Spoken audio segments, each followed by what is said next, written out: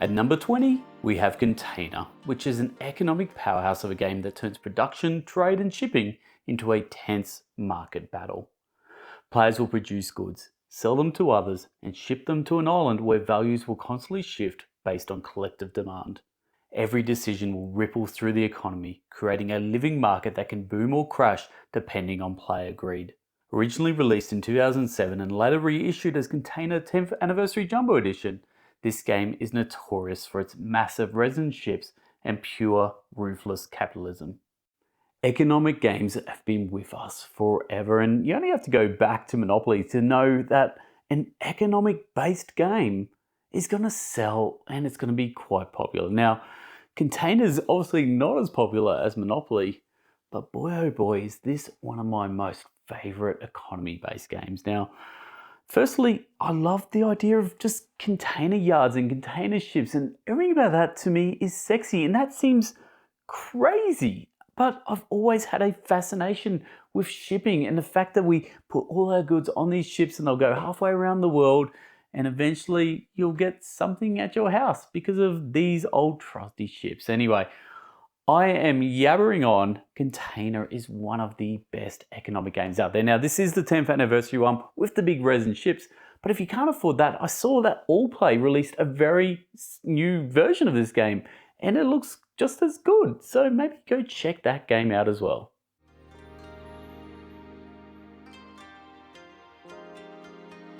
In Viticulture, you will inherit a small vineyard in Tuscany with dreams of making it your home. Through worker placement and long-term planning, you'll plant vines, harvest grapes, make wine, and fulfill those orders, balancing short-term efficiency with long-term prestige. The seasons will bring new opportunities and challenges, with every worker action spot feeling meaningful. Designed by Jamie Stegmaier, it's the game that established Stonemaier Games as a powerhouse in modern Euro design. So somewhere along the line, I got old, and when I got old, I realised I don't mind wine. I always used to despise it, and always used to think wine drinkers are a bit hoity-toity, but anyway, I've become one of those, but actually not fully one of those. I only drink white wine, and in saying that, I only drink sparkling white wine. So I'm only slightly hoity-toity. Anyway, Viticulture, like this game is outstanding. Now, this is the Essential Edition, which includes the Tuscany expansion, and this is really the only way you should ever play Viticulture. And if you're playing it as the original version without the Tuscany expansion, well, throw it in the bin, go get the Essential Edition and have another crack at it because it is such a cracker of a game. It's honestly, Jamie Stegmaier's, it's his masterpiece. I know like a lot of people are talking about Vantage and all these other great Stonemaier games. Do you know what? You cannot go past the classic now, Viticulture.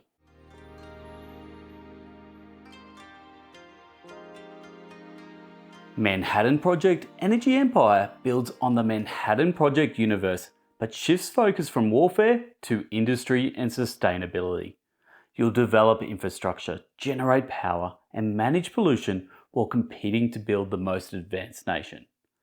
Worker placement and resource management form the core, but that push-pull between industrial progress and environmental responsibility will add that rich tension. It won praise for being more elegant and more thematic than its predecessor, a rare sequel that truly refines the formula. Now, I was late to the Energy Empire party. Now, a lot of people had spoken highly of this game and I'd seen it around for years and years, but never got a chance to play the original version.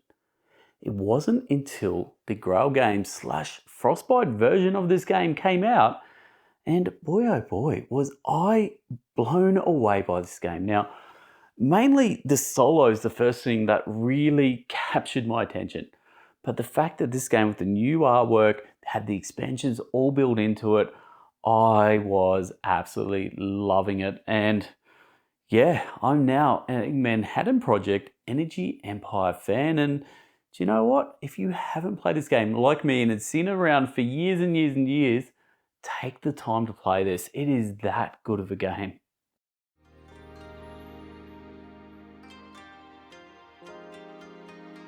In modern art, players will take on the roles of art dealers, buying and selling works from a rotating cast of contemporary artists. Through a series of clever auctions, you'll speculate, bluff, and manipulate the market to make the most profit. The game is fast, dynamic, and brutally psychological. Every round, values shift based on collective hype and timing. Designed by the legendary Reiner Knizia in 1992, it's been reprinted in over 24 editions, a true classic of auction gaming. Now, Daniel Milam, all the way from Sao Paulo, Brazil, we have for you Girl with Two Noses. Now you know Daniel. Daniel doesn't muck around when it comes to paintings. This is going to be a very rare chance to get a Daniel Milam in your house. Here we go. Now this is going to be a hidden auction, so grab your money, put it in your hand, and then place it out for your bid. Let's go and bid on some Daniel Milam. 50. I won it. Didn't actually want it after all that. Oh well. Back in 1992, I was still in school and I bet you I had a whole bunch of pimples and I was very nerdy. Well, fast forward today and I'm still nerdy, I'm just a lot older, but I'm now finally in 2025 appreciating how good this Reiner Knizia game is, modern art. Now, if you've got yourself a group, say 5 people around the table, this is probably the greatest game I'd recommend. I've had so much fun every time I play this. We normally bring it out at conventions, got a few great mates. I love playing this game at conventions and boy oh boy, I'm so glad this game got sent to me because I think I've had more fun with this game in the last sort of 12, 18 months than any other game in my collection. It's just such fun.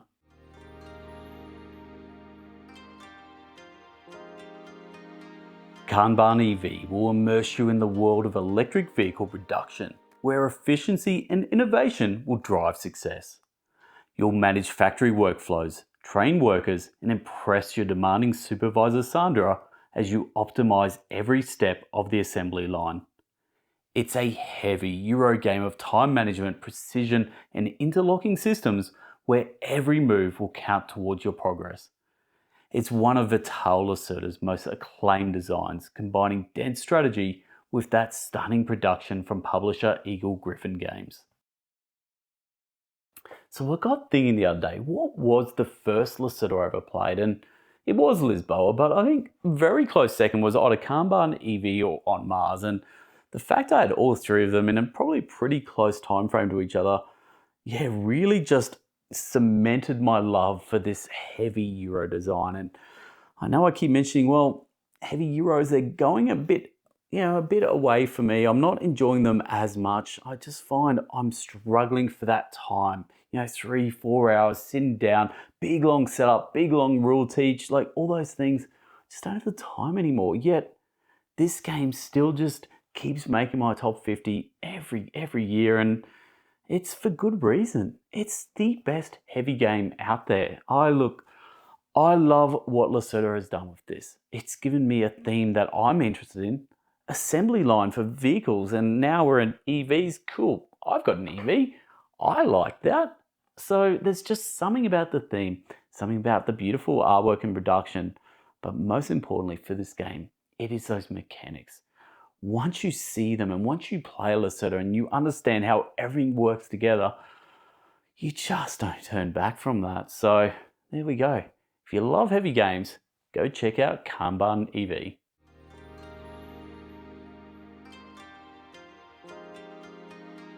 In Critter Kitchen, woodland chefs go head to head in a culinary contest of strategy and charm.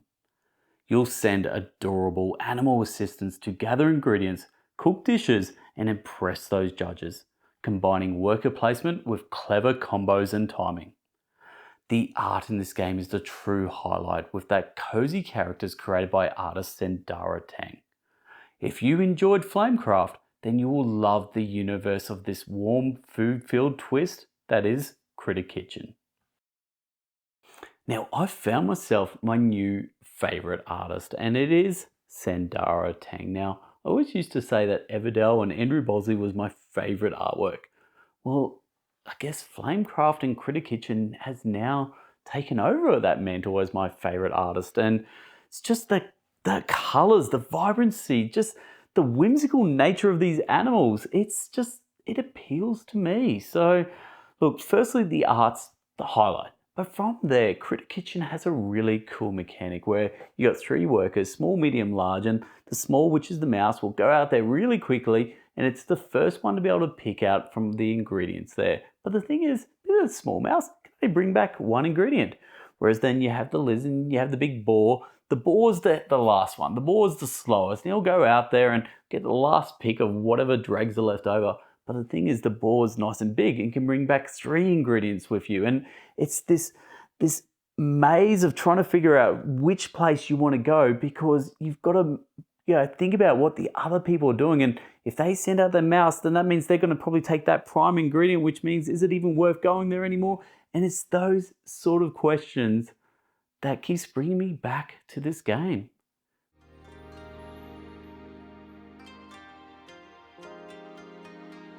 Caper Europe invites you into a stylish world of master thieves and daring heists across iconic European cities. You'll draft crews, equip them with gadgets, and outsmart your rival to control lucrative locations. With its tug-of-war tension, gorgeous artwork, and clever drafting mechanics, every duel feels like a cinematic battle of wits.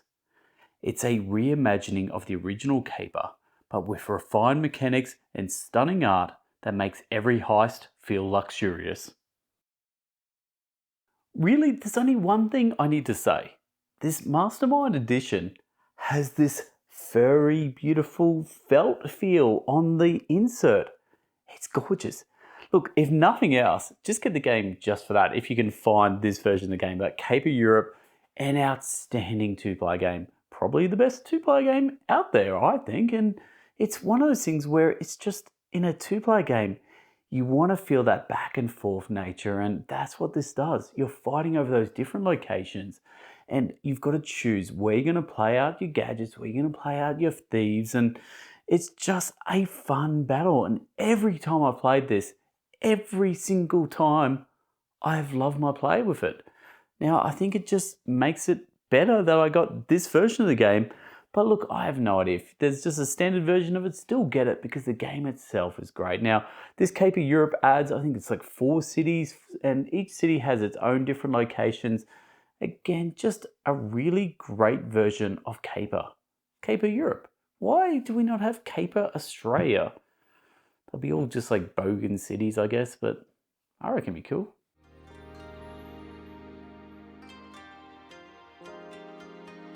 Honeybuzz transforms the world of woodland creatures and bees into a sweet and strategic puzzle. You'll expand your hive using clever tile placement, gathering nectar, making honey, and selling it at the market, all while managing your resources and timing your turns. The theme truly shines through with every mechanic, from your bees to your market shifts, creating a deeply cozy and tactile experience. This game was praised for its beautiful production and chunky components, and truly is one of the best woodland critter games out there. Now, I said one of my favourite woodland critter games. I seem to have a lot of favourite woodland critter games. As a collective, it is my #1 theme. I love animals going about doing human type things. In this instance, bees making honey and selling it at the stall, and all these woodland critters going off to buy it. It's cute, it's gorgeous, and it's just so fun. Medium weight Euros is really my sweet spot. Like, I love this sort of Euro game. It is thinky, it looks beautiful, and has the theme that I love. Quickly, I jumped back on because I wanted to check, because I know Elf Creek Games had gone out of business, and I wanted to make sure that people could still get Honeybuzz. Well, looks like the designer's working on other ideas to be able to try and get this out. I think there's some stock in the US currently. Look, I don't know. All I know is if you can get it, great. If not, hopefully they'll find some way of getting a new version of Honeybuzz in the future. Anyway, that's it. Back to the next game, whatever it is.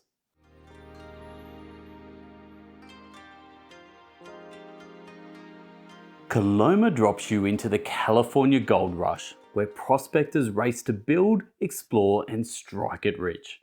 You'll secretly choose actions in a simultaneous selection phase Then watch how your choices interact with others, creating moments of bluff, tension, and timing.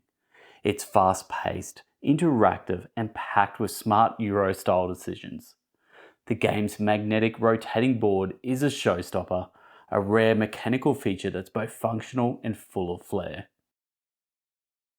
Okay, we are pioneers. It's 1848 and all of a sudden old Bob out there's gone out and found some gold nuggets and everyone's just losing their shit, going gold, gold everywhere, rushing this town, making Coloma the place to be back in 1848. And you know what? I'm down for that as a theme. Now, we have gold rushes in Australia, but we don't have, I guess, Western sort of themed games, but that's what Johnny Pack does. He seems to love a good Western themed game, and I love the fact that, look, this is a gold rush pioneer game at its heart. A lot of bluffing, a lot of fun, and beautiful little gold nugget components. Just everything about this. Just an absolute winner. Now, Coloma, it is a game that not many people talk about, so I have no idea how easy or hard it is to buy, but definitely buy it. We're now getting down to the real nitty-gritty in my top 50. Every one of these games should be in your collection. Like, really. Like, if not, you're crazy. Well, I can't say that. You're not crazy, but you're just silly. Silly for not having Coloma in your collection. That's it. That's all I have to say.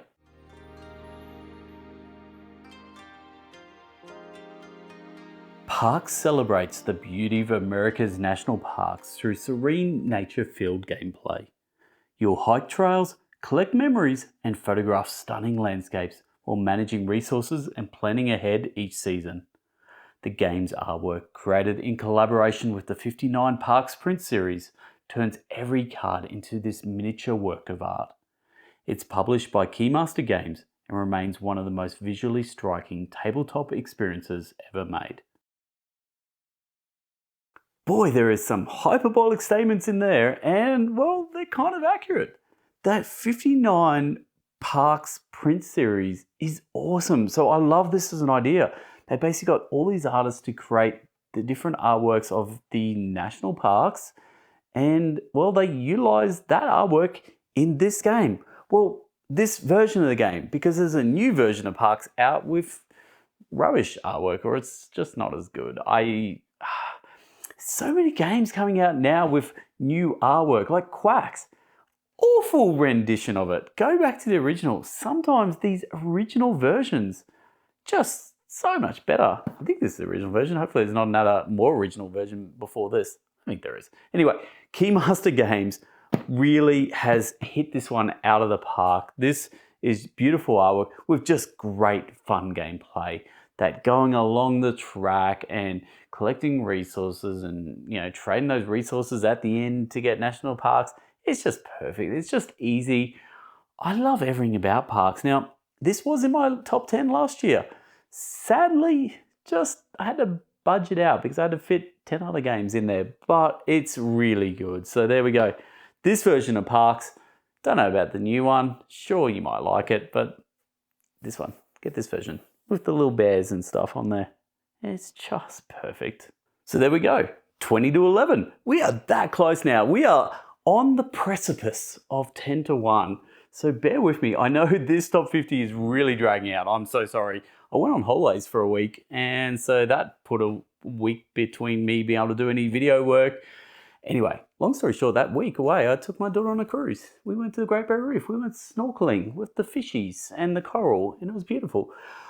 Anyway, you don't need to hear about that. All you want to know is 10 to 1 coming up soon. Bear with me. Look, hopefully you're really enjoying this series.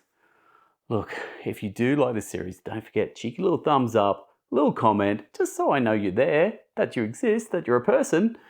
And that's it. Anyway, till next time, I'm Hogs. This is the Bangers Project. Laters.